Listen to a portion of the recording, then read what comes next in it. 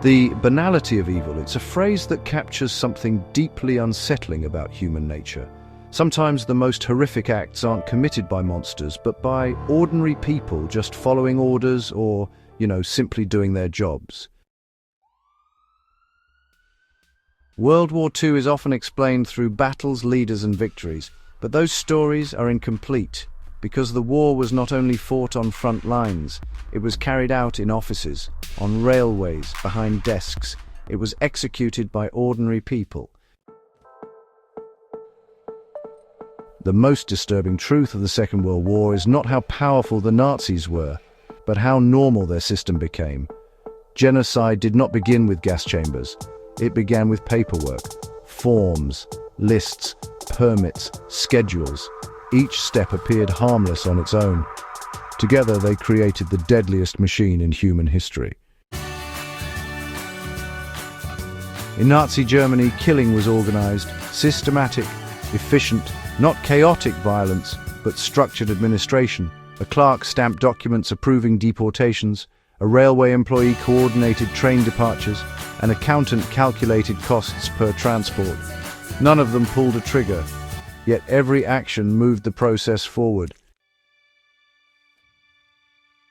Responsibility was fragmented. No single person felt fully responsible. And that was the design. When responsibility is divided, guilt becomes abstract. People stop asking moral questions and start following procedures. This is how evil survives. Many later said the same thing. I was just doing my job. I had no choice. I followed orders. But history does not support that excuse completely. Some refused, some delayed, some sabotaged quietly. They were not all executed. Many were reassigned, some faced consequences but survived. Most complied, not because they were forced every moment, but because compliance was, honestly, easier than resistance, because resistance required courage, and silence required nothing.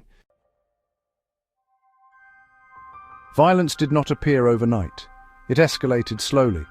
First came the laws, removing rights, restricting movement. Then came exclusions from schools, from professions, from public life. Society adjusted. What once felt shocking became routine. Then came deportations. Families told they were being relocated. Workers told they were being transferred. Trains departed on schedule. Then came extermination.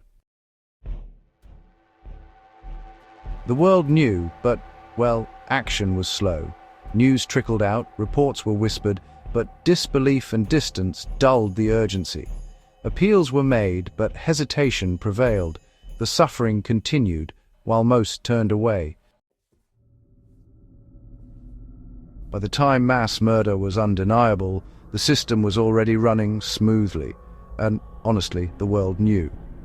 Reports reached Allied governments early. As early as 1941, intelligence described mass shootings. By 1942, gas chambers were confirmed. These were not just rumors, they were verified accounts. Resistance groups risked their lives to send information. Escaped prisoners testified repeatedly. Their stories were believed. They reached offices in London and Washington. They were discussed, filed, archived. No one can honestly claim ignorance. The real question is harder. Why was action delayed? Allied aircraft flew over occupied Europe regularly. They bombed factories and rail hubs. They photographed camps from the air. Auschwitz was visible. The rail lines were visible. The smoke was visible. Requests were made to bomb the tracks, to disrupt the transports. They were rejected. The reasoning was always similar. Resources were limited. Military targets had priority. The war had to be won first. So, the trains continued. Each delay meant another transport, another arrival, another disappearance. Strategic victory became the focus. Stopping the killing was postponed. Human lives were treated as secondary objectives. When Allied soldiers finally reached the camps in 1945, they were unprepared. Not for resistance, not for battle. For survivors, people reduced to skin and bone, children who had forgotten language, eyes that no longer reacted to hope. You know, many soldiers later said the same thing. This was not war, it was industrialized death. The uncomfortable lesson of history, really, is that progress in technology and society does not always mean progress in humanity. Sometimes the tools we create are turned against us, and the lines between right and wrong become, well, blurred. We are left to grapple with the consequences, hoping maybe that we will remember what went wrong. More than 6 million Jews were murdered, alongside Roma, disabled individuals, political prisoners, and civilians. Not because the world lacked power, but because it lacked urgency. After the war, celebrations followed, victory parades, speeches, relief. But you know, survivors returned to nothing.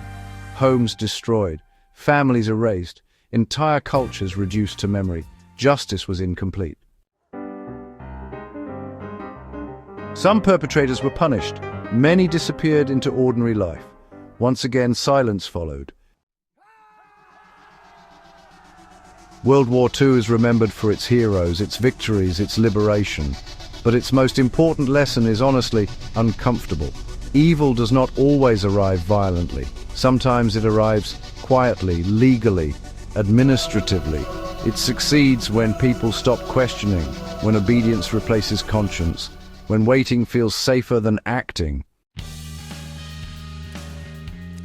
History does not only judge those who committed crimes, it judges those who allowed them to continue, because the most dangerous decision of the Second World War was not one that was made, it was the one that was delayed, and that is why this story still matters. Because the conditions that allowed it to happen were not unique to one nation or one time. They are human, and they return whenever silence becomes normal and responsibility is postponed.